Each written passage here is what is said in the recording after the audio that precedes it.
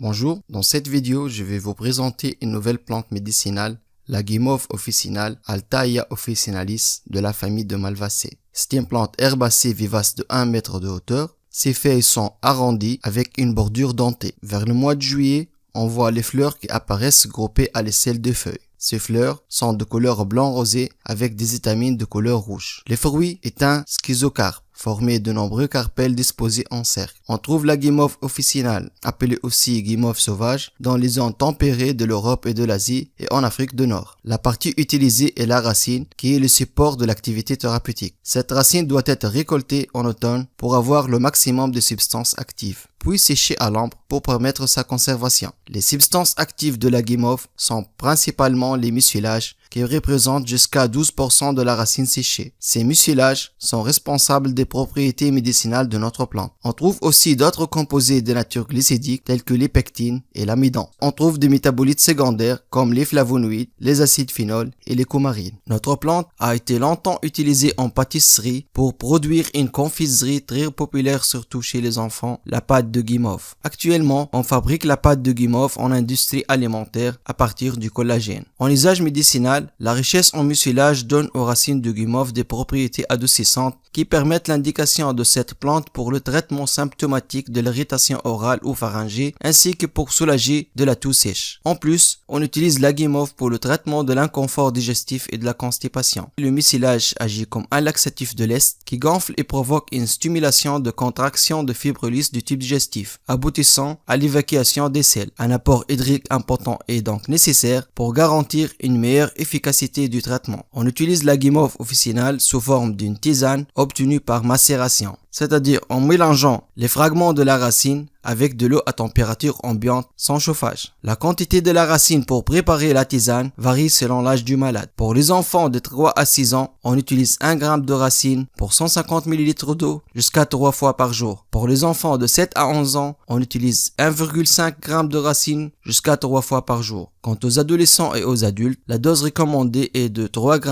dans 150 ml d'eau jusqu'à 3 fois par jour. La guimauve utilisée aux doses recommandées ne présente aucun danger. On peut même l'utiliser chez les enfants, les femmes enceintes et les femmes allaitantes.